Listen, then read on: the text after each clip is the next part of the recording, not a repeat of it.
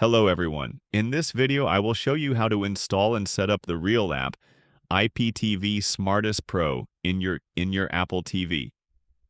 Okay, so first of all, you go to the App Store and here you will search IPTV Smarters. Okay? IPTV Smarters.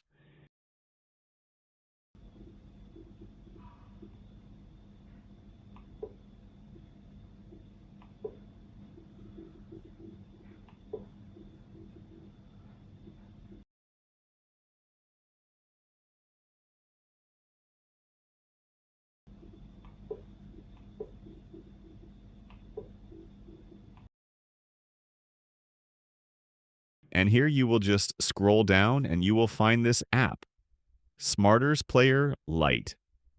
Okay, so you click on it and you click to install. Just verify with these pictures, okay? You click install, then you click open, and here is the smartest player. Okay, so you choose extreme code and you accept the policy.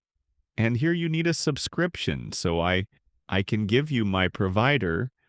You will find the website in description or in the video to purchase a subscription and to start watching IPTV. Thank you for watching this video and don't forget to like and to share.